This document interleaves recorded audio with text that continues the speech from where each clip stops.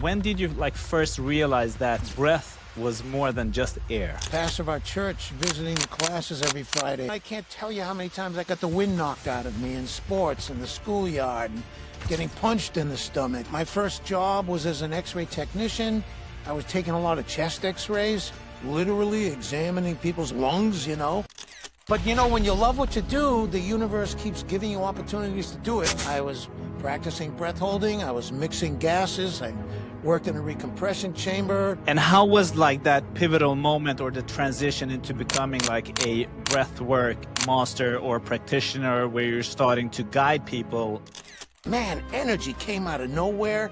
My focus had changed. I was about to quit. All I have to do is redirect my energy, redirect my attention to my breathing, and everything else seems to come into play.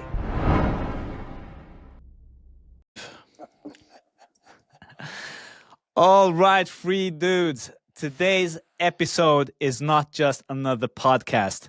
This is a transmission because I'm sitting down with one of the true pioneers of modern breathwork movement. You've heard of Wim Hof, you've heard of pranayama, but this man right here, he's the OG breath master, the man who's been living and teaching the power of breath long before it was trending on your social media. He's trained Navy SEALs, Olympic athletes, CEOs, monks, trauma survivors, and even my biggest idol since I was 18, Tony Robbins himself. So if you think I'm stoked, you know I'm beyond stoked. And this man has taught over 250,000 people in over 60 countries on how to breathe with purpose, how to breathe for healing, for power, for awakening. And his book, Just Breathe, is more than just a bestseller. It's a Bible for transformation. So if you're out there looking to reconnect with your body, your spirit, your truth, your essence, then buckle up, drop down into your body, and take a deep breath. Wow. Let's go. Dan Brulé, welcome to the show. Thank you. Thanks for the intro. It was too long, right? It's all right. It's outdated. I've now been to 73 countries and I've had my hands on 300,000 people or more. I've stopped counting. Yeah. All right. So I need to redo that intro one more time. So let's get to know you for the people who doesn't. Just some rapid fire questions. Are you ready? Go. Coffee or cold shower? Oh, cold shower. Reading a book or watching a movie? Wow. I'm doing 50-50. Well, reading a book, more than, I love movies, but I get more out of books. Yeah, 50-50. I'm there with you. So, and now, greatest fighting philosopher, Muhammad Ali or Bruce Lee? Wow. God, that's tough. Huh. Wow. God, man, I'd have to flip a coin. You got me stuck. But you know, recently I've developed a real respect for Mike Tyson, how much he's evolved and matured over the years. I kind of wrote him off there when he started biting people's ears off and stuff, but he's evolved for sure. he's hit bottom, he's come through, he's maybe having kids makes a big difference, but recently I listened to an interview. I was quite surprised how conscious he's become, and so hey, he's up I there on agree. the list now. Just because Let's put Mike Tyson up in there. All right. Love the answer. Yoga or lifting weights? Oh, yoga. Yoga. And what's the most underrated healing modality except for breathwork? Human connection. Ultimately. I love that answers. Okay, I thought you were going to say like hypnosis or something else, but human connection, I'm with you on that one. So let's go with the first question. When did you first realize that breath was more than just air?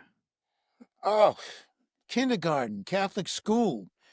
And the Monsignor, the pastor of our church, visiting the classes every Friday and came and talked about Genesis, the first book in the Bible, and how God took dust of the earth and formed the body of man and breathed into the nostrils of man the breath of life.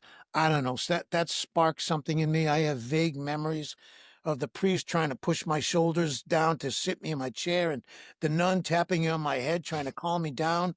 I think I got too animated, but I couldn't understand why everybody wasn't excited. Like, what? God is breathing into us. What? And so definitely a spark. And and then I can't tell you how many times I got the wind knocked out of me in sports in the schoolyard and getting punched in the stomach and near drowning experience. I've had a half a dozen near drowning experiences Wow. and one of them I had to be resuscitated. And so my first job was as an X-ray technician. I was taking a lot of chest X-rays, literally examining people's lungs, and and I learned CPR, cardiopulmonary resuscitation. And when I resuscitated my first person, his name was John Doherty. I was only 19 years old. I mean, what a miracle. Somebody's clinically dead. Their pupils are fixed and dilated, no heartbeat, no blood. They're dead. And you blow into them and they come back to life. Oh my God, who wouldn't want to do this every day of their life? But when you love what you do, the universe keeps giving you opportunities to do it. I'd be in a restaurant, somebody chokes on food, I get to rescue them. I'm at the beach, somebody's drowning, I get to rescue. I'm on an airplane, somebody has a heart attack. Does anybody here a doctor? And so I end up and I started thinking, wow, maybe I'm bad luck. Stay away from me because people are dropping like flies around me because I loved resuscitating them so much. And, And then I was a diver, a deep sea diver in the military. I was practicing breath holding. I was mixing gases. I worked in a recompression chamber, working on bends. And so it was never a conscious choice. I mean, the spirit of breath just kept grabbing me by the scruff of my neck and sticking my nose in whatever was happening that was related to breathing. I'd never been able to get away from it. And how was like that pivotal moment or the transition into becoming like a breathwork master or practitioner where you're starting to guide people like Yeah. within breathwork? Well, in the military, I just learned that you have to, when you're at the end of your rope, when your heart rate goes up to 180 beats a minute or whatever, you got to have a way to get a handle on your arousal, manage your mental state, regulate your energy, manage your emotions, get back into balance, calm yourself down. And there was no real training around it. We just stumbled over things on our own. And the first time I really got that the breath was the key, I was running out of gas. I was indulging in what you could call um, uh, performance degrading self talk. I don't know if I can make it. God, I feel so bad. Like, man, you don't want to be having thoughts like that when your life is at stake. And so I was in really serious training. Uh, you know, uh, 36 of us got through the first day with 150 or whatever. And then six of us ended up finishing at the end of 6 months. And there were several times when I was barely making it and one point, one of the guys, Pete came, slowed down on purpose on the side of me. He didn't have to do that because we were eliminating people every day. And if you were the last one, you got kicked out. That was it. So you didn't want to be last. You didn't want to be even second or third to the last because those stragglers, they were looking to get rid of you. They're called non-hackers. They just wanted to push you out, and they made you feel even worse than you did just so that you would quit. And so and I was getting close to that. And he came back, and just the fact that he loved me, I mean, I experienced that as love. He could have taken care of himself and stayed in the program, but he deliberately slowed down. And he said, Doc, let's breathe together. And so we just started. He grabbed my focus. He redirected my energy, and we just started breathing in rhythm to our footsteps. And man, energy came out of nowhere. My focus had changed. And I took off, man. I didn't know. I was about to quit. And we got this expression: when you think you got no more juice in your battery, you still got 40%. You just haven't learned, you haven't been forced to figure out how to tap it. And that day, somehow I tapped it, and I ended up first that day, and it changed my life. I went, man, all I have to do is redirect my energy, redirect my attention to my breathing, and everything else seems to come into play automatically. So it became a primary thing for me just on my own. And I started to train other people. I was at the submarine escape tower, and I was training other people for underwater rescue, medical rescue, breath holding, and and so I got more and more of a practical handle on, what do we practice? How do we practice? What do we, when do we practice? And so I started wading into kind of an organized path of training people in breath work, and it's just grown and evolved ever since.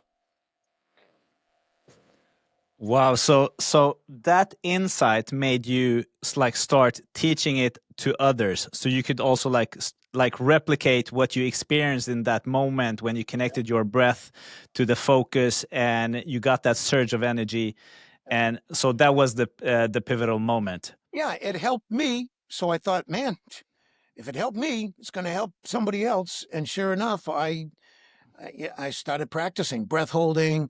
I was using, we were hyperventilating on oxygen. A lot of that stuff we don't do anymore. They've learned Oh. it's, now free diving and breath holding is a real art. It's a real science.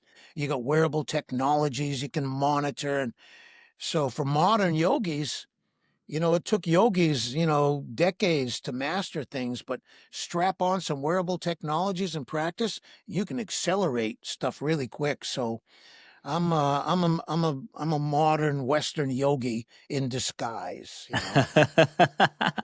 I love that. So you realize that you can get that energy, and what else can you do with breath work?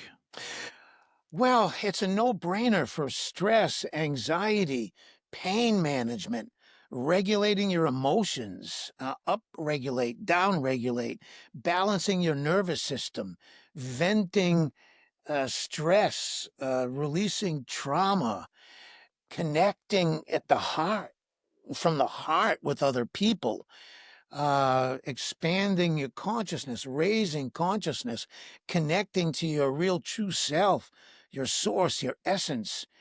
Man, the breath is the key to all of that stuff. Shaving 2 strokes off your golf game, getting rid of a headache. There's no limit. There seems to be no limit to how we can creatively apply breath work to up our game, our health, no matter where you're at. And what are some of like the things that people misunderstand about breath work? One is that, through deep breathing, you can super oxygenate your cells. Um, if you take a O2 oximeter, Yeah.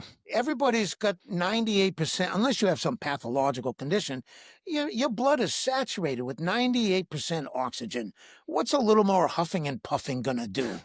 And actually, more huffing and puffing is actually going to lower your carbon dioxide level.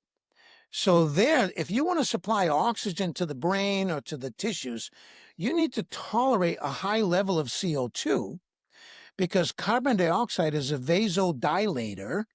It's an acid, and so it's part of our pH balance, acid-base balance. If you hyperventilate, you blow off carbon dioxide, you lower your CO2 levels, and you tip your pH out of balance. And so if you hyperventilate for 60 seconds, you can reduce the supply of oxygen to your brain by 50%, guaranteed automatically, because by blowing off carbon dioxide, all the microvessels constrict, bronchial vessels constrict, microvessels in the brain constrict, and that low level of CO2 in your blood doesn't prompt the release of oxygen, from the hemoglobin. So, um, so the hype around deep breathing is totally misunderstood, and the in with the good, out with the bad idea is also way off. In with the good, out with the good. And so, yeah, that's a little bit of the hype needs to be overcome.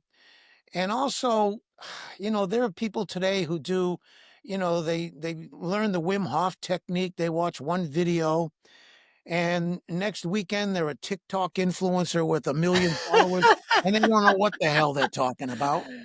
And so there's a lot. It used to be the problem was no information, or very little information about breathing, and now the problem is too much or a lot of misinformation. Um, and probably the biggest connection, I think, is the spiritual connection to breathing. I talk about the higher order benefits. Yeah, you can work on headaches and asthma and stress and perform better, run faster, run longer, become a better presenter if you're a CEO, a better psychotherapist if you're dealing with other people. There are so many benefits, but I'm grounded in what are the higher order benefits, spiritual benefits, how to use breath to raise our consciousness, expand our consciousness, connect to the source in us, and how to make that contagious. So you don't have to teach it, people catch it from you. I'm so happy you went there with the TikTokers. So, if you could delete one mainstream breathwork myth forever, or a couple of myths, because you see a lot of crazy stuff out there, what would you want to delete from the mainstream about breathwork? Anybody who's really serious about what the one right way, um, get lost. You don't know what you're talking. There is no one right way to do anything. We know and everybody else has no clue. Go home. Leave me alone. I'm a student of the breath. I've been doing this for 50 years and I don't dare think like I even scratched the surface. Mm. And being a student is more important than being a teacher. The reason I'm a teacher is because it keeps me learning, Learning. keeps me in the process of learning. I'm just passing on what I'm practicing and learning. And if I wasn't teaching, I know myself. I'd be sitting on a couch drinking beer, watching TV. If I wasn't teaching, I wouldn't be practicing. So teaching is my way to make sure I stay. And concepts get you nowhere. Training gets you everywhere. There's nothing worse than a breathing teacher who doesn't even practice themselves, you know. And there's a lot of them. A lot of breath work has become mainstream. So you got breath workers who are compassionate for the cash in it, and they're not really suited for this work, but they're already in a position where they have followers of one kind or another, and now they become their breathing guru, and they just read something in a book, or they had one experience and they think they got it all figured out. I don't know anybody who's been at this longer than me, and I haven't figured it out. I have some basic fundamentals that I keep returning to. I'm a big believer in coming back to the basics. Even the greatest musicians in the world practice the scales before they perform. And so I'm interested in people who want to keep coming back to the basics. And the more you do that, the higher you get, the further you go. And so don't underestimate the basics. Yeah. So I love the humble approach here. And on that note, because you said you're a teacher but also a student, what are like some new insights or habits or techniques that you have learned during the last 5 years? Um, Is there something that is like new and like revolutionary or that in the has last really alleviated your like understanding of breath work? in the last few years, a lot of breakthroughs, a lot of new ahas, a lot of up leveling of skills and breakthroughs in the practice, a deepening of the process, almost a real acceleration in the last couple of years. And it comes down to fundamentals. How aware are you of your breath? when you're stuck in traffic, when you get triggered, irritated, upset, when someone praises you, when you're washing dishes, when making love, what's happening with your breathing? Develop this practice, this habit of turning to your breath, interoception, and notice your reactions and your thoughts and your emotions and the effect of your words and your posture, and your programming and your conditioning. And so turning inward in those times when you're scattered or your energy is being pulled and pushed and around, that ability to turn inward, turn to your breath. I mean, that's like it gets you into the eye of the storm and you can navigate, intense emotions, chaotic atmospheres. It's grounding yourself in the breath, becoming centered in your breathing, just observing your breath. You don't even have to breathe in any special way. And then having a couple of basic breathing interventions in your toolbox that you know to use when you need to calm yourself down or wake yourself up. If you want to connect on certain levels, if you want to listen better, if you want to extract more from your environment, you learn to use your breath as a tool for opening the doors of your perception, for widening your peripheral vision, for becoming more conscious and mindful in the moment. It can save your life. So developing more breath awareness. That's it. Just most people, when they get angry, upset, they're stuck, they're blah, blah, blah. The last thing they do is focus on their breathing. And that should become the first thing you do because everything else after that falls into a perfect natural order. Most people, they don't give their breathing any attention until and unless they have a problem with it. Um, and so for most people, their breathing is like the pilot light in an oven. It's enough to keep you alive, but you can't cook anything with it. So you got to learn how to turn your breath up in order to start to do inner work. That's where all the work is done, is inner work. And so learning to use your breath to open up to who you really are, what's happening inside of you, and starting to reframe and repattern reactions and habits and programming and conditioning, and start to unpack and unravel that stuff. The breath is a perfect tool for cleaning up the crap that's trapped in your nervous system, for uncovering subconscious, unconscious limitations and negative beliefs and habits and patterns. And so it's not interesting for somebody who isn't genuinely devoted to personal growth, to awakening, to healing, to maximum potential, to optimum health. But if that's your game and you're not already using your breath, wow, you got some really cool stuff waiting for you. Thanks for that. And like this podcast is all about like providing value and insights. Could you share maybe like 2 or 3 breathing techniques that we can use in everyday life and tell us when we could use these techniques? Right. So people can like go from this podcast with a couple of tools. Sweet. Well, let's just do a brief Yes, little meditation on breath awareness. So anybody let's go. listening, unless you're driving or something, you can close your eyes, and you can do it with your eyes open, but just tune into your breath. And I ask this question: how do you know you're breathing? What are the feelings? What are the sensations? What's moving? How do you know you're breathing? Start at the tip of your nose and focus all your attention, all your energy on the tip of your nose.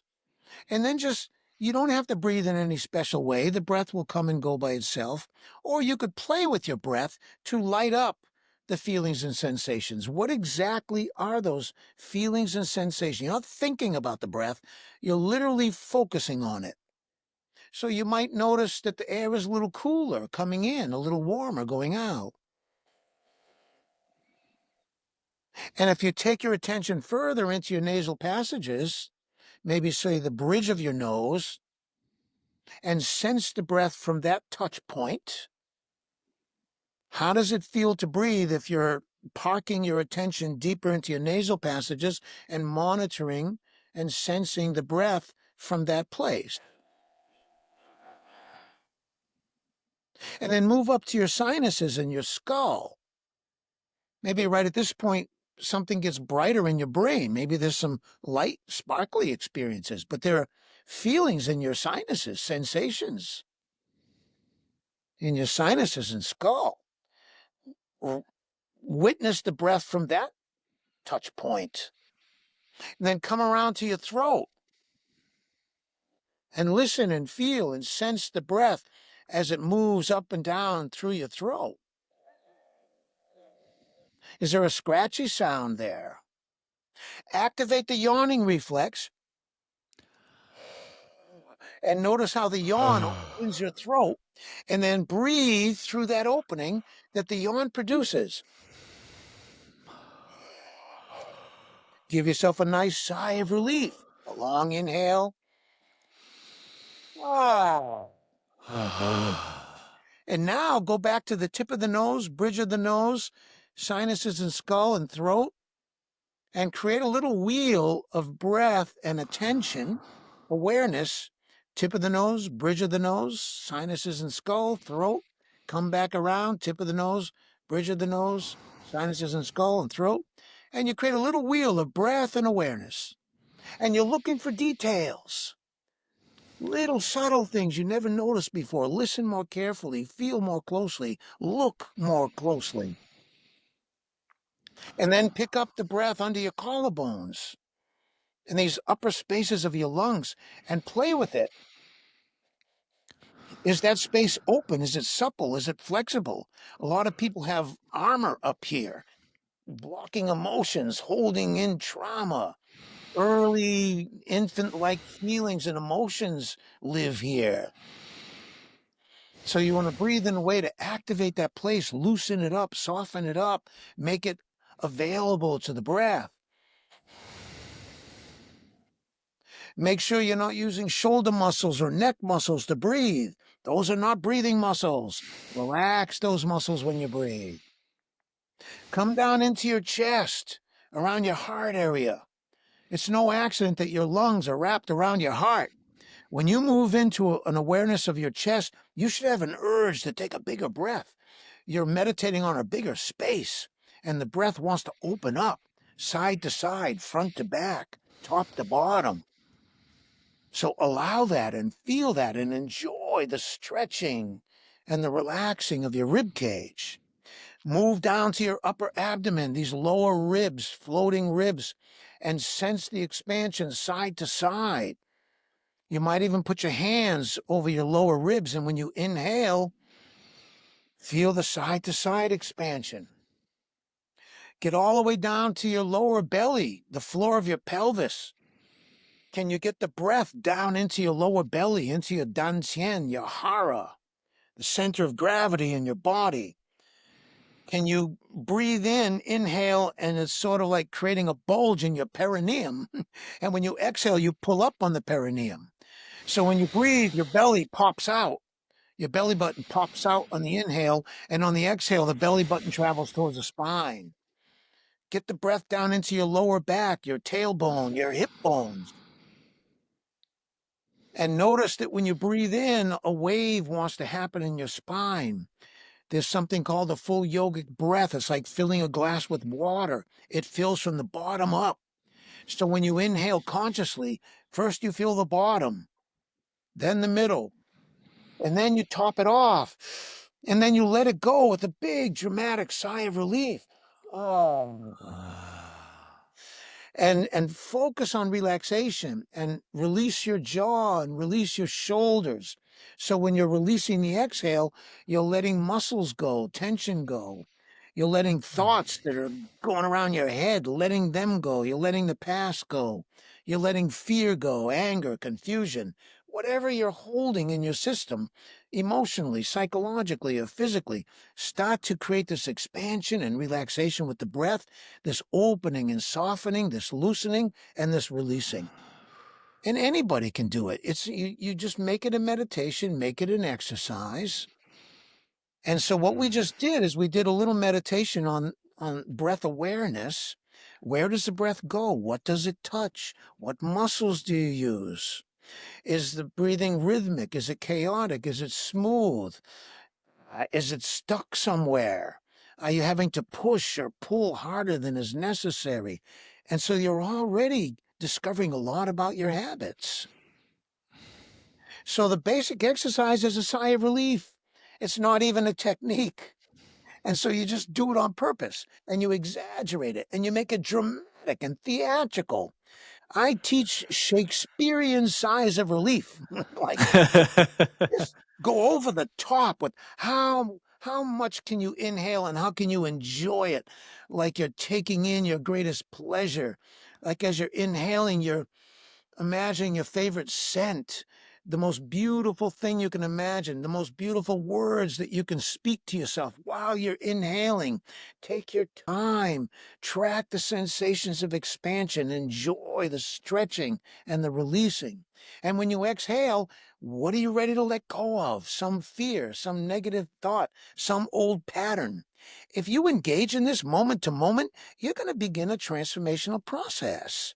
You're doing inner work, and the breath is the power that really helps us.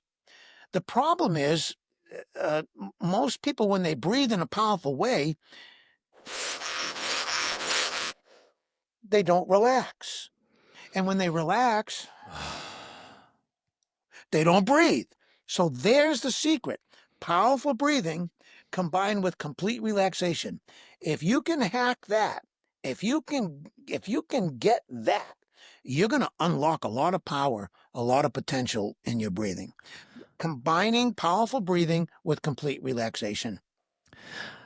I had a question exactly about that because I saw a Instagram video with you talking about like how can you have the effort and the power or like Effort to energy ratio. effort to energy ratio, because Yeah. when I've been doing what do you call like ecstatic breathing or like guided breathing session that is like 90 minutes or over an hour long, that is like basically all the breathing technique I've been doing on different courses, or if it's tantra workshops or whatever it is. I've always felt like a tension in my body and I'm cramping and I'm feeling that I'm like huffing and puffing and I'm exaggerating so much energy. So I'm probably doing it like wrong, because I hear different people starting crying and having these experiences and starting screaming or whatever, and I'm just like not feeling my own self during like that chaos that is going on around me. So what can, if we can have some guidance in how to do that type of Yeah. breathing? So that energy to effort ratio, we're getting energy from every breath we take, and it's costing us a certain amount of energy to breathe. So if it's costing you more energy to breathe than you're getting from the breath, it'd be better if you didn't practice breathing. You're running at a net loss. I mean, this thing, uh, is a really cool idea. It had to be an idea in someone's head before it could become a physical thing. So everything starts in consciousness. But if I buy this for $10 and I sell it to you for $1, how long can I stay in business? But if I can buy this thing for 10 cents and sell it to you for $100, wow.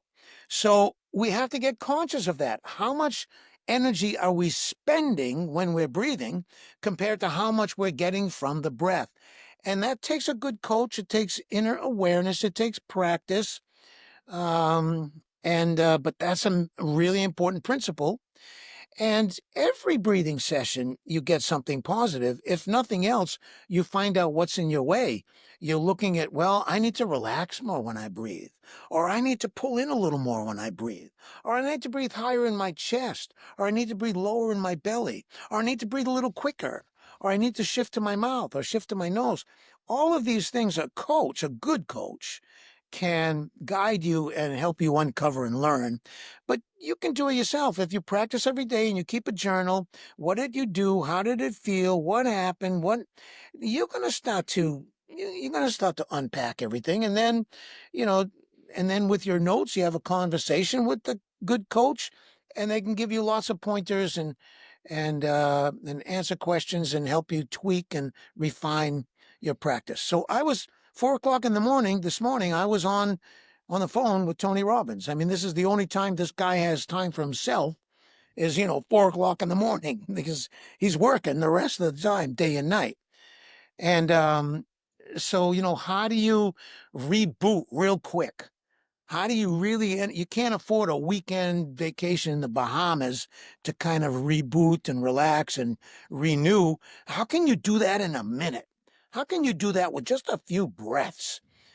This is the kind of stuff he really is interested in because time is everything to this guy, right? Yeah. So he just didn't have the luxury of taking a week off with me and coming in training. I mean, that's never going to happen. So we started with 20-minute cycles, and that became impossible. So now we're down to 2 or 3 minute breathing bites, and that's the most he can work in. But it's working. And so, but somebody like that who's done a lot of work on themselves, they can take a little tweak, a little adjustment, and they parlay that into a huge advantage. Um, and so everybody's got their own learning pace. Everybody's starting from a certain place and they're moving in a certain direction. And we have to account for that. We can't just cookie stamp everybody, ka-chunk, ka-chunk, chunk. Here, practice the Wim Hof, do it in 4, out 8, in hole 17. All that stuff. Okay, it's all good, but what do I need? Based on my level of health, my degree of skill, and my purpose in training. Do I want to see God, or do I just want to shave 2 strokes off my golf game? If I know that, I know where to start. I know what to do, but we never get around the basic fundamentals. I don't care why you want to breathe, what you're working on. Your relationship to your breath is fundamental, and that's where we start. Your relationship to your own breath and what's the range of your breathing? What are you comfortable with? Where are the glitches in the structure and the mechanics? And where are the psychological and emotional blocks and energetic blocks? And so there are so many dimensions to breath work. You can get your foot in the door on any level, and then once you're in, it's like Disneyland. Wow, they have this ride, they have that ride, they have this, that. And then it's just like you're a kid in a candy store.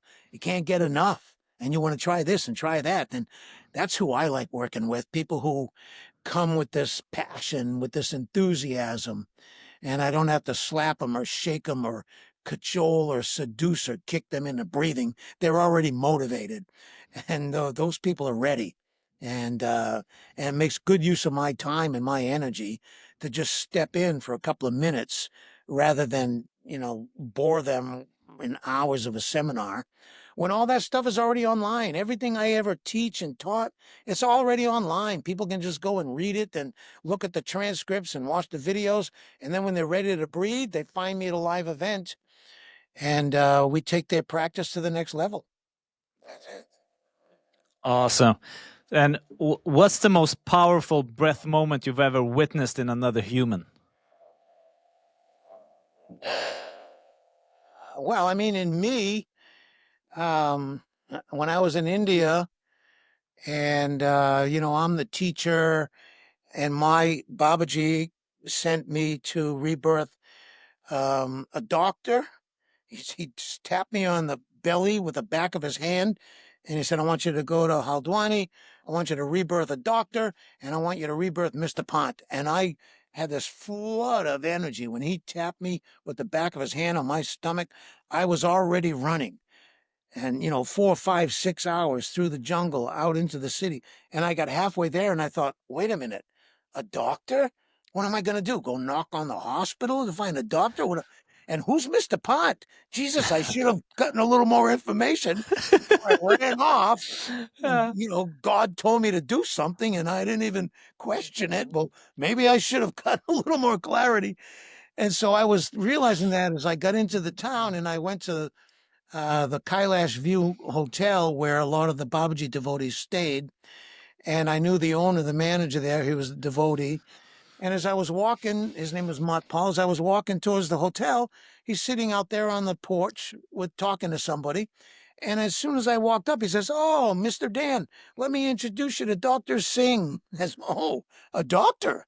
Okay." And he goes, "Hey, what do you do?" I said, "Well, I teach this breathing." He said, "Well, can you teach it to me?" I go, "Well, sure. Funny you mention that. Heck yeah." So he had a beautiful session right there on the porch of this hotel on the patio. And then at the end, Vinay Shukla, a good friend of mine, showed up on his what's that Indian motorcycle he had, and and I said, "Hey, who's Mr. Pant?" And he goes, "Well, everybody knows Mr. Pant. He's a retired newspaper editor. He was the one who first found Babaji in the cave when he materialized his body and has been his devotee, and so he's the closest one to Babaji. And why?" He said, "Well, Babaji," I said, "Babaji told me I need to go breathe with him." So I got on the back of his motorcycle. I went and met this guy. And when he opened the door, it was like he was just this beautiful man with sparkling eyes and so gentle spirit. And he said, "Well, can I help you?" And I said, "Yeah, Babaji." And I couldn't even finish the sentence. He pulled me into the house and said, "Babaji, what does he want? What does he want now?" I said, "Whoa." I suddenly felt so, this guy will do, if I told him to give me all his money, he'd give it to me right now. You know? And so I said, "Well, I teach this breathing thing. So how do we do it?" "Well, we got to lay down." And he was like already on the floor. I'm going, "Whoa, whoa, whoa, wait. Don't you have a bed or a futon or something that can lay down in a comfortable place?" So he took me into his room, and I started a rebirthing breath with him: active inhale, passive exhale, pull in, let go, no pauses or gaps, circular connected breathing. And he was doing it perfectly. And I kept looking over at him, wishing that I could coach him, but he didn't need any damn coaching. And I'm getting bored. I'm looking around. I get back, yeah, he's doing it perfect. I can't even be a teacher, for God's sakes. And then all of a sudden, something weird started happening inside of me. And it was starting to really get to me, because something about my reality was starting to warp, and I couldn't, and it turned into almost an anxiety, because something was happening, but I couldn't figure out what. And I looked over at him, and he's just breathing along, and I'm going, well, this is all happening in me. And then I happened to look out the window, and he had a little table with a plant. And when I looked out the window, and the sun was streaming in through the window, and you see these little microscopic dust particles sparkling. And I noticed that any movement that I did sent those particles swirling. And so then I started to breathe myself, but I was trying to breathe in a way that wouldn't send the prana, the chi, the ki, the energy in my breath swirling. And so I ended up going into a session myself, and then I found myself weeping and crying, and this huge cathartic release. And I opened my eyes, and I was shocked that there were no shadows in the room. Something had happened, like some light phenomenon. And I looked under the bed. There should have been a shadow. There was no shadow. I looked at the plant in between the leaves. There should have been more light above than below. And then when I looked in the air, it was like the light was coming out of the air, and it was frightening, and it was so bright. I tried closing my eyes, but it was even brighter, and there was no escaping this light. And then my body just filled with this tingling, and I was having this, first I was holding my wife in my arms, and then I was holding my child, and then I was with my mother, and then I was with my brother. And this love was just, anyone and anything connected to love was all coming up at the same time. And it was so confusing and so overwhelming, because the form of my love with my wife was very different than my mother or my son. And it was just a big blur. And then when I opened my eyes again, Mr. Pont was radiant. And when I opened my eyes, I was kissing his feet. I was making love to my wife. I was holding my child in my arms. And all this time, I was kissing this guy's feet. And my reality just got shattered, and my borders dissolved. I couldn't find myself in the fields of existence. I had no borders. I had no balance. I had no eye. I was lost in a really beautiful way.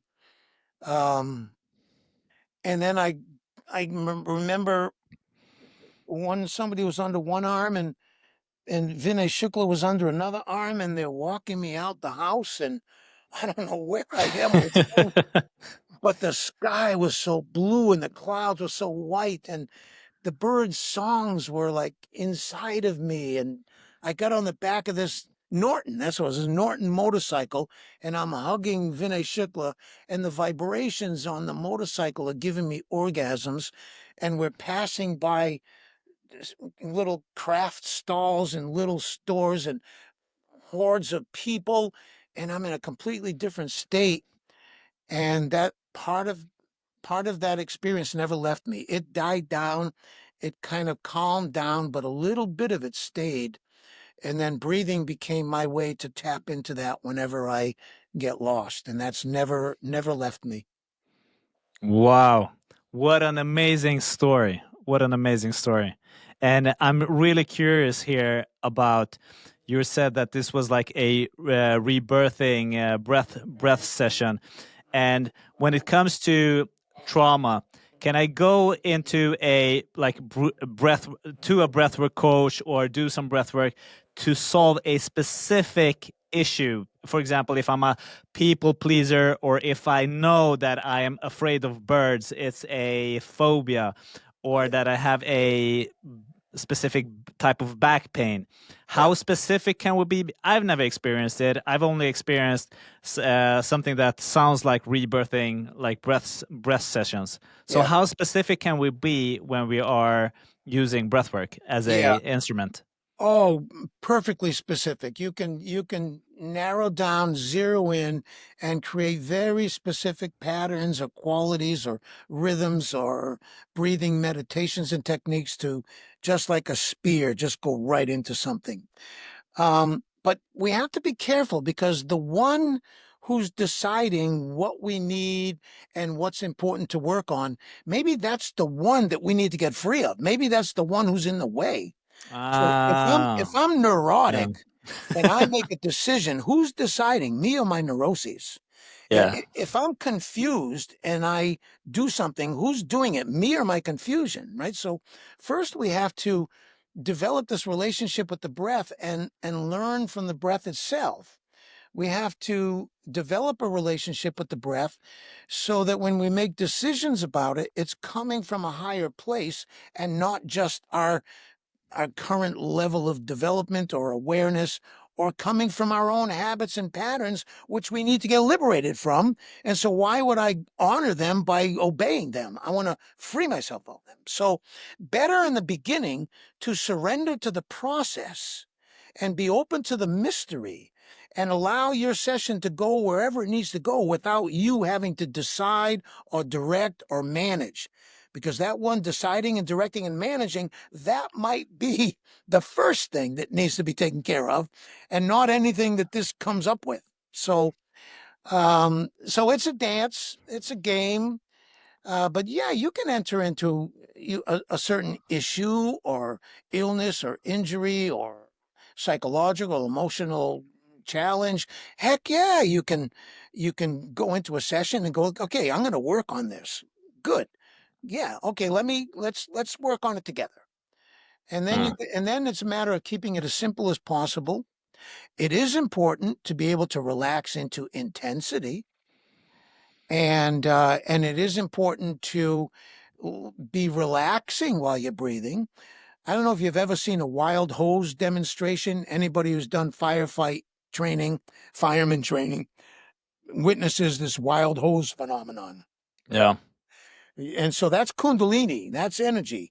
And so if you launch into a practice that's going to awaken Kundalini, you better be prepared. You better have practiced. You better be in the right frame. You better have some skills to navigate what could be a really overwhelming experience. Um, and so developing these abilities nature seems to be self-regulating. The more skill we have, the bigger the issues we can confront. The more practice we get, the more layers and issues we can begin to navigate through and fix and work on.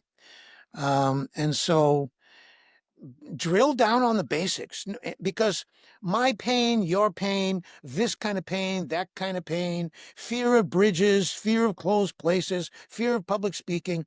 Pain is pain is pain. Fear is fear is fear. Don't take it so freaking personal. This you're talking about something universal.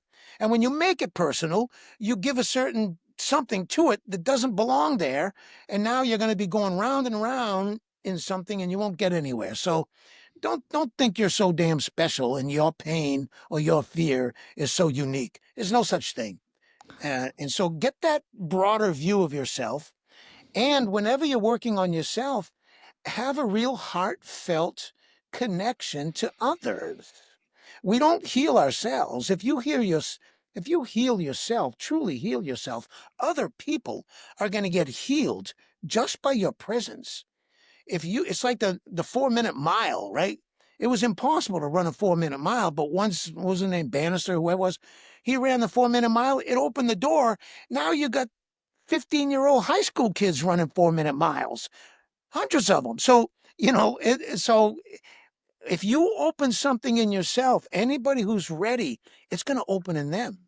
If you release something from yourself, anybody who's in your field, they will be prompted to release it also. So we have to remember that we're all connected and that separation is an illusion. That illusion prevents us from unlocking the power and the potential of breathwork. To think that I'm separate from the stars or the trees or other people, that's an illusion. And if you're breathing from that illusion, you're going to just make the illusion bigger and stronger. And so we have to feel our connection to others. And don't just launch into our own personal healing, but have a thought and have an intention to make this more universal. And if we are all connected, which is a really pretty spiritual idea, spiritual people kind of, oh, we're all one, we're all connected. Yeah, but do you get it? Are you really living from that? Because it doesn't seem like it. You still seem to be navigating your life as if you're some independent, separate little entity on its own. You haven't awakened that you're part of something bigger, and maybe you should use breathing for that to start with. I mean, every cell in my body believes it's a separate individual cell, and it is. It moves by itself. It communicates information to other cells. It feeds itself. It excretes waste. But those cells are part of an organ. And that organ thinks, oh, I'm a separate individual organ. Yeah, your heart is not your kidneys. Your spleen is not your liver. Different organs are different organs. But those organs come together into a system. And sure enough, that system thinks, oh, I am an independent, separate system, but it's part of a bigger system. And it goes on and on forever. And once we identify with that, and in the other direction, if you crack open a cell, you find a million other things in there. Crack open the atom, and you find an infinite number of smaller particles. So it gets smaller and smaller forever, and it gets bigger and bigger forever. Can you wrap your mind around that? Can you begin to open to that so that you're actually approaching your own potential and who ultimately you really are? You're a grain of sand in the desert, having an argument with an ant and thinking that it makes a bit of difference. And you're also the whole cosmos. The universe lives inside of you. You can't wrap your mind around this shit, but you can breathe it. You can get it directly through the breath, and it bypasses the mind, and it repatterns the body, and it opens the heart, and then you can show up. No matter who you are or what you're doing, you can show up at a higher level, at a deeper level, and that affects everything. What a red pill moment. If this wasn't a red pill moment, I don't know what is. My brain is a little bit fried now. Boom. Like the emoji with the brain is just like melting and it's just blowing out of the head. That's me right now. So I don't know how to continue. Take a uh, breath. Take a long inhale. let's do Take a that. long inhale. Take your time. Breathe in Ah. through the nose. Track the sensations of expansion side to side, front to back. Mm. Feel it. Enjoy the inhale. Mm. Imagine your favorite fragrance. Think of someone or something you love. Mm. Give yourself a beautiful verbal affirmation or power statement, all while you're inhaling. Yeah. Then with the exhale, let go. Let go of your Ah. shoulders, let go of Mm. the past, and then do it again and again and Mm. again until life is already moving you to the next thing. Mm. Amazing. No, that's beautiful. I was so bubbly and like laughing about it. So cool. So uh, yeah, breathing. So I want to transition into if mouth breathing is actually bad, or is this just a new biohacking trend, like putting down mouth breathing? Um, all right, well, here's my hit on mouth breathing. Um, think you have a big your family has a big summer cottage, out in the forest somewhere, and they close the building up for 6 months, and then they come in the spring and they want to start cleaning it up. Or imagine you've abandoned that house for years. And then you go back into it and you find dead pigeons, vandals have been in there, there's graffiti on the walls, furniture is broken, and you got a big cleaning job to do. You don't start by polishing the silverware and dusting the windowsills and cleaning the windows. You shovel out all the heavy crap first, and then you do a quick sweep, and then you start zeroing in on the corners and the cracks. And then in the end, you're doing the fine tune cleaning. Mouth breathing is shoveling out all the heavy crap. Nose breathing is doing that refined cleaning. And so people who go right into nose breathing before they've shoveled out all that heavy crap, they're just like painting the deck on the Titanic. It's not going to make any damn difference. A fresh coat of paint ain't going to keep the ship from sinking. So mouth breathing helps us to really quickly get to the deep stuff that's under everything else. And then nose breathing helps us to start to begin to sort out the finer details of it. Mouth breathing in general wakes up body intelligence. Nose breathing in general wakes up mind intelligence. Breathing into your heart, into your chest, wakes up heart intelligence. So breathing into the belly, diaphragmatic breathing, good. High chest breathing, bad. I don't believe in that crap. Breathing through the nose, good. Breathing through the mouth, bad. Nope, bullshit. Yes, in general, as a general guide, okay, but generalizations kill. And there are times when nothing except mouth breathing will help. And there are times when nose breathing is absolutely required. And so you got to get comfortable with both. You got to recognize the benefit of both, and don't buy into the cliches and the typical hype. So I'm taping my mouth at night. Good idea. Brilliant. What do you think Forrest about Gump, that? you're a genius. What do you think about that? Oh, if nose breathing is not your natural unconscious habit, you need to do everything necessary, all means to make that an unconscious habit, because that's huge. That's huge. I need to consciously remember to breathe through my nose, especially when I'm speaking a lot, because you end up just breathing through your mouth without realizing it. So I have to stop regularly, take a breath through my nose, and then continue. Otherwise, I'm going to get further and further disconnected from what I need to be connected to. So, and mouth breathing shouldn't be your habit. It's a technique that you use in specific times and moments to achieve certain specific results. And there are times when breathing through your nose, you can't laugh through your nose. You can't cry through your nose. Good luck. And so you better be able to breathe through your mouth, and you better not be fixed. Oh, I only breathe through my nose. Oh, yeah? Come here. Spend 5 minutes with me, and let's see if you can only breathe through your nose. Let's find out together. Yeah. But the habit of mouth breathing, oh man, yeah, and especially when you sleep, it eliminates snoring. It's really, and we were born breathing through our nose, and the baby wasn't confused. Mouth, food, nose, breath. And it's really cool if you ever pinch the nose of a newborn baby and watch what happens.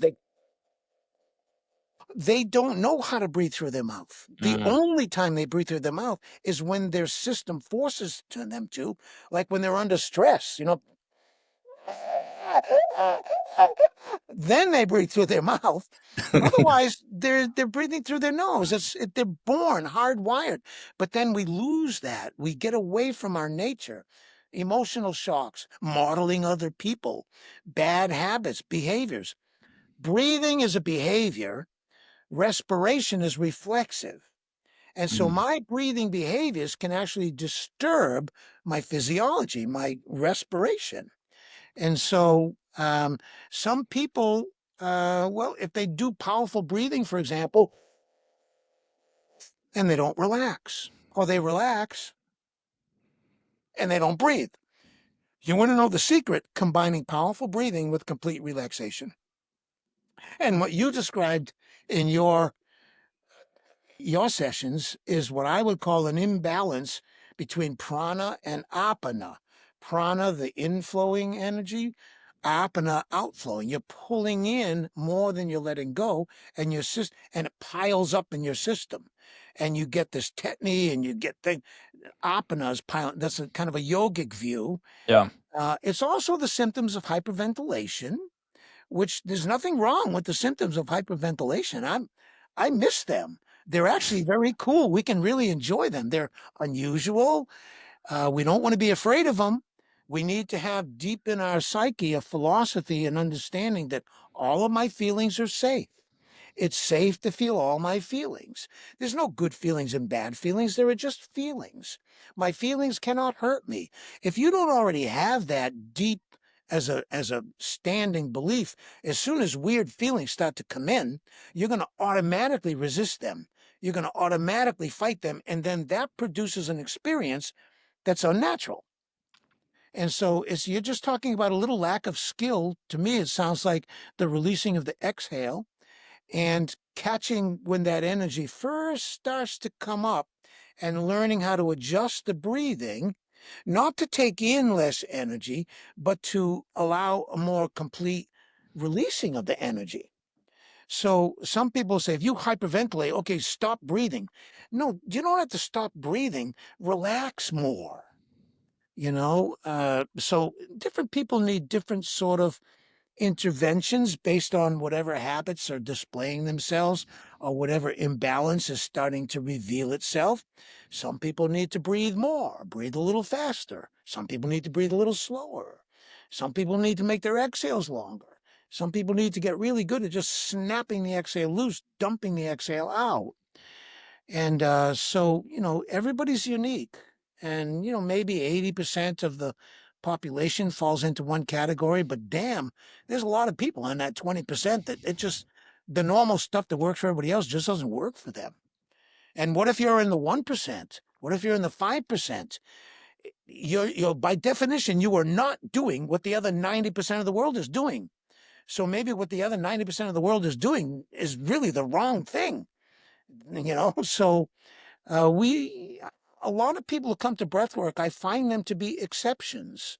And that's one of the reasons they were drawn to breathwork, because the average person hasn't woken up to breathwork yet. And so if people have an intuitive attraction to breathwork, to me, that means that something in them is alive and awake and ready for change. And then it's just a matter of helping them stimulate, trigger the change, and then navigate it in a very elegant and economical and pleasurable way. Mm.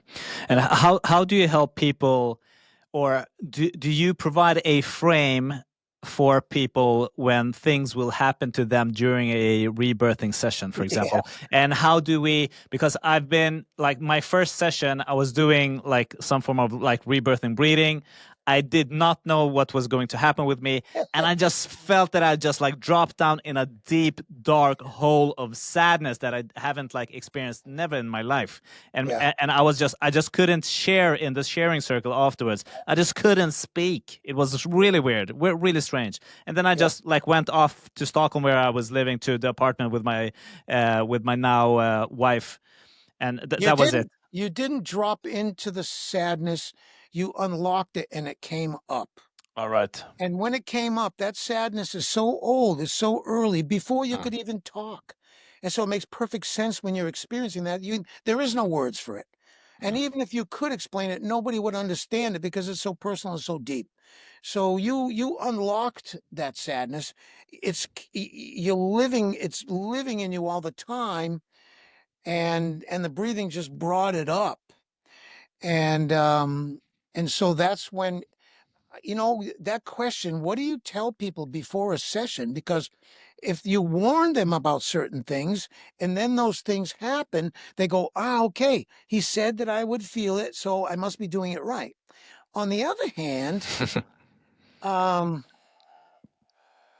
if I prepare people for something and something else needs to happen, if that happens, they're going to think they're not doing it wrong, doing it right. So I had two main teachers in my life, categories of teachers. One of them would say, look, breathing is so important.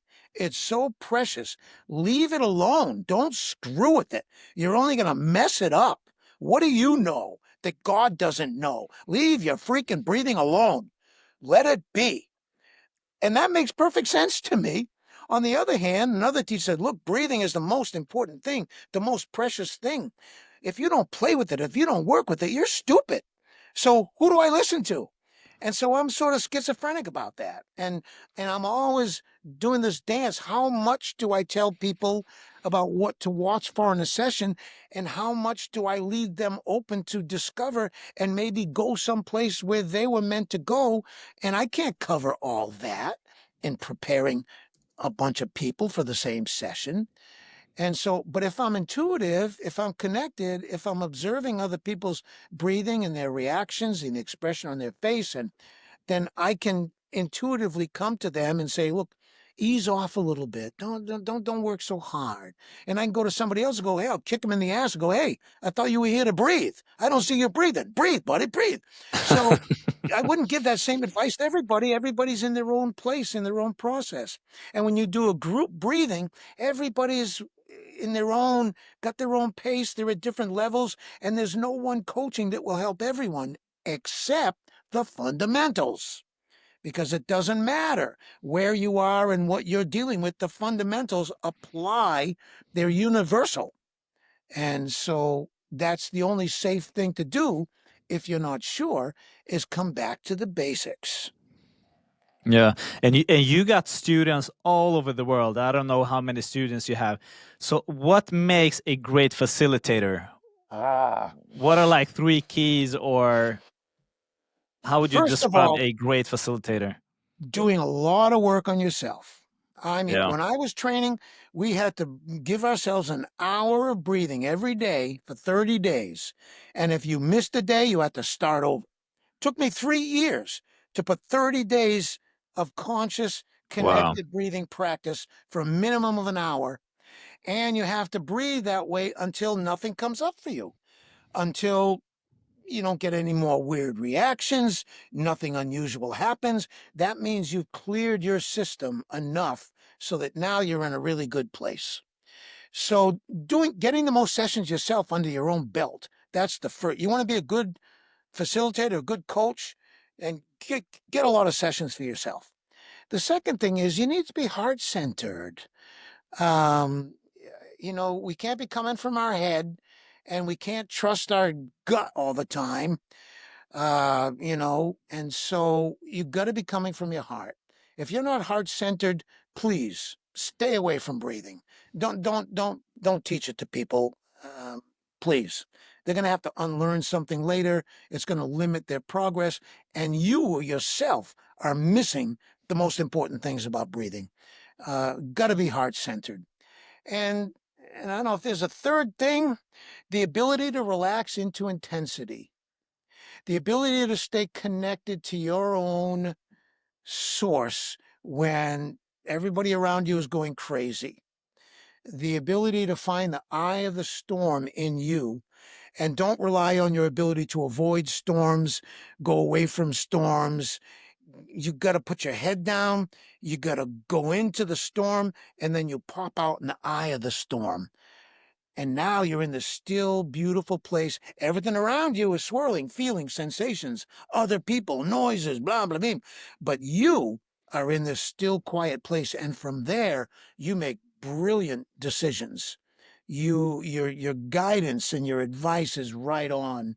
Your actions are inspired. Your behaviors are most productive and useful.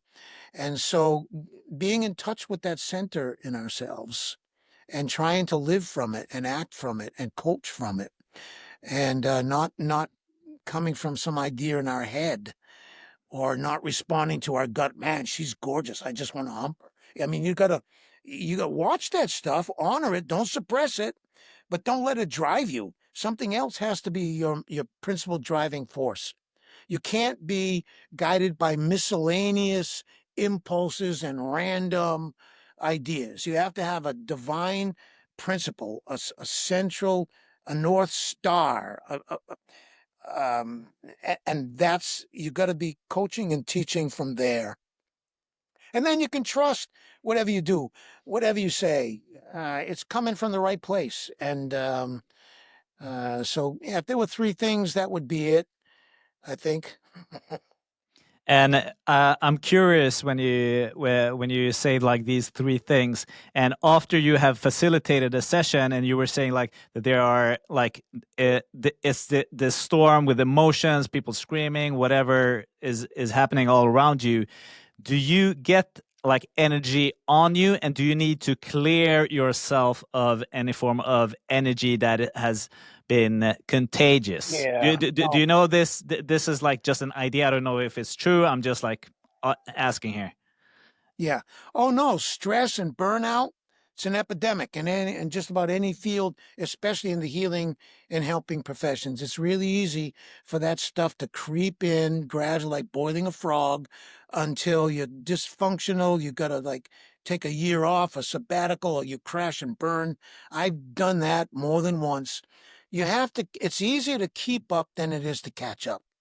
And so I don't take on other people's energy anymore. Well, I do because it just happens. It's part of the life. It's that works that way. But I'm breathing.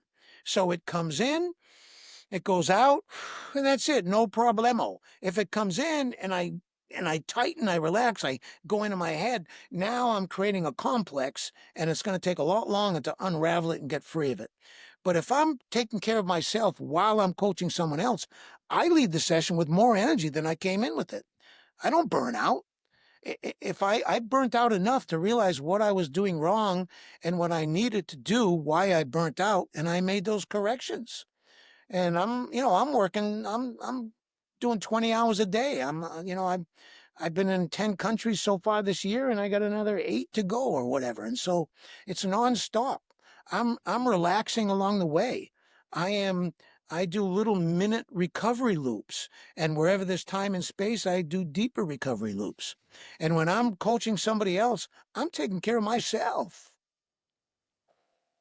Well said. And how about food? Can food mess with how we breathe? Because what I feel in my own body is when I eat gluten or wheat, pasta, bread, my breathing gets so bad. I start snoring. I can barely run. Yeah, I'm not so susceptible to that. I mean, pasta and stuff is one of my favorite categories. But yeah, I mean, breathing on a light stomach, just living on a light stomach. You're not distracted, you're not bloated, you're not heavy, you don't feel thick and dense. And your system isn't wasting all of its energy digesting and processing. There's no energy left for creative thinking or refined processes and practices. So Yeah. Uh, and different, everybody's, people are religious about diets and nutrition. Yeah. And that's another very unique thing among people. Certain diets are perfect for some people and the worst thing in the world for others.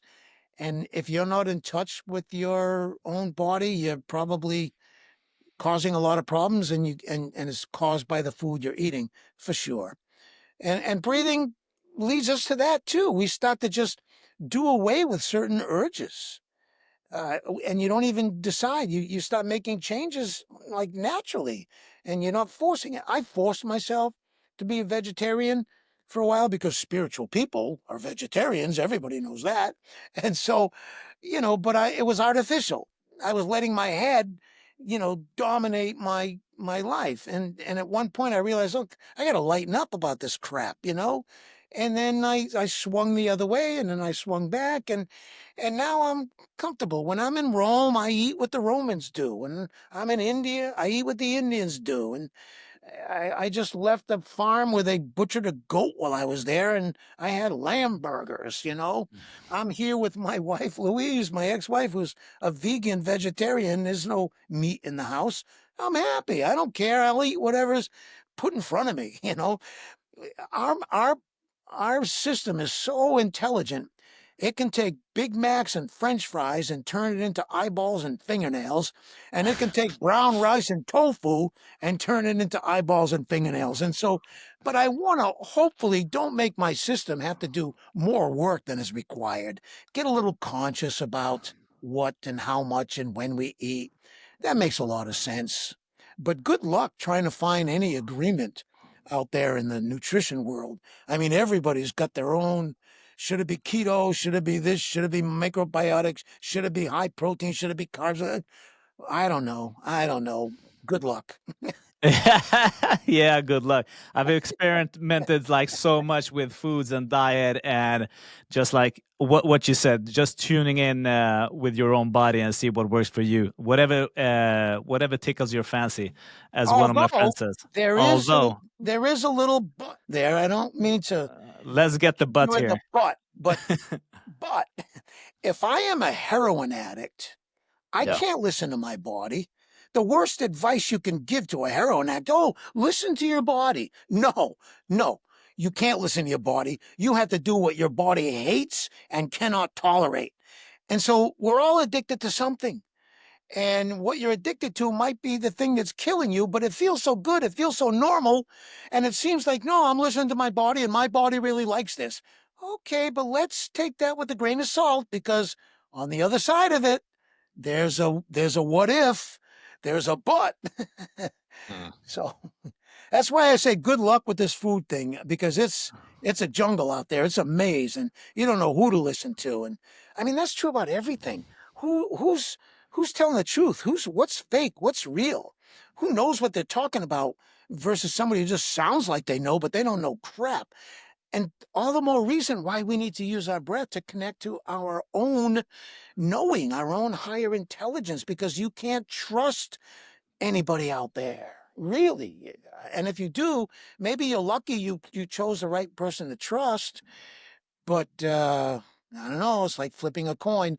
Better to connect to that knowing in yourself, your own higher self, the God within you, and then you don't need experts, priests, politicians, therapists. You're connected to what gives them their intelligence and their life, and you don't need a middleman anymore.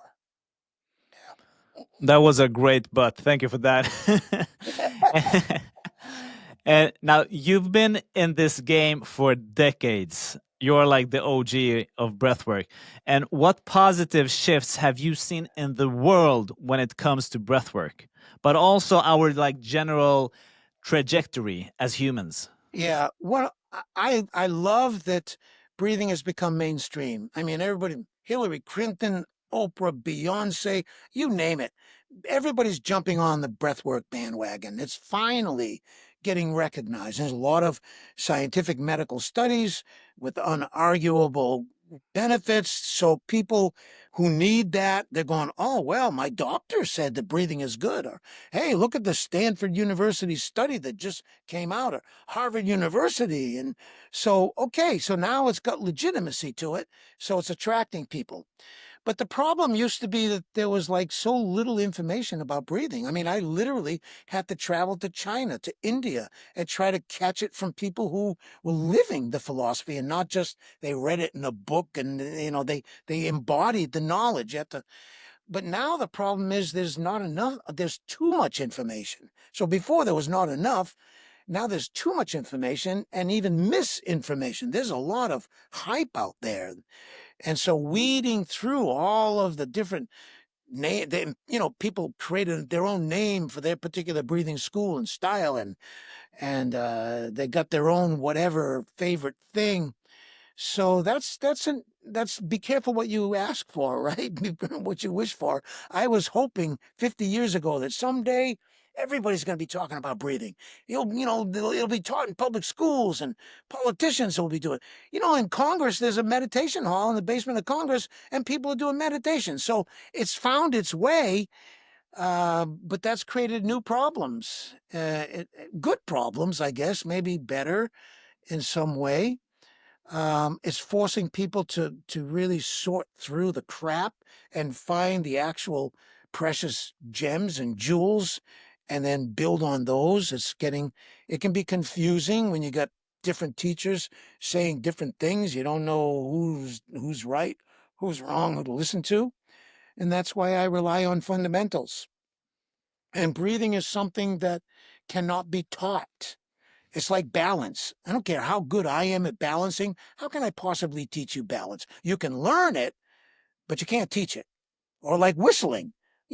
I can whistle, but how do I possibly tell you what to do to make that happen? It's impossible. You got to hack your way and play and find, and then you get it. Same thing with breathing.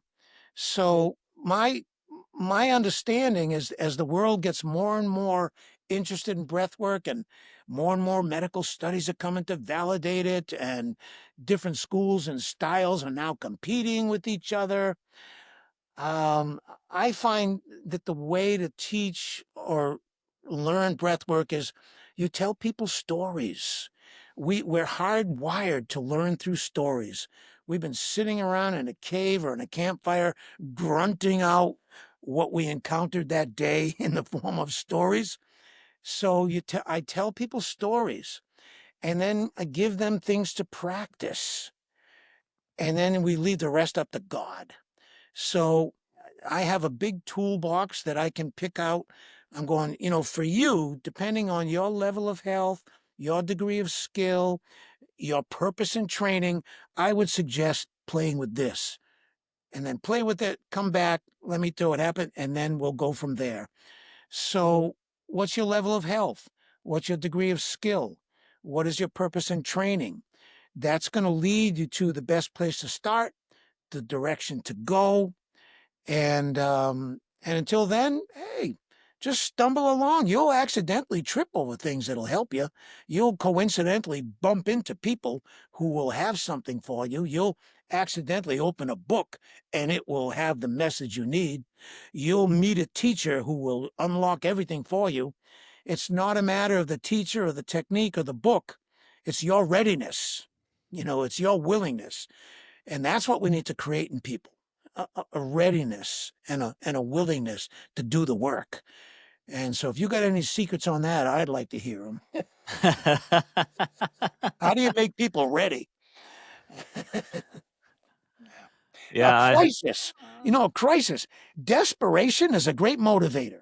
I know people smoke. Yeah, I'm going to quit smoking. Yeah, I'm going to quit smoking. A year later, yeah, I'm going to quit smoking. They go to the doctor. The doctor says, you have cancer. They quit smoking that day. Desperation, that'll work. That'll make you stop and think and check and change and move and practice. And the other inspiration is inspiration. And so give people an amazing experience that blows their mind, that changes everything in them, and they'll be motivated to teach, to practice, and to learn more. The inspiration is a great motivator.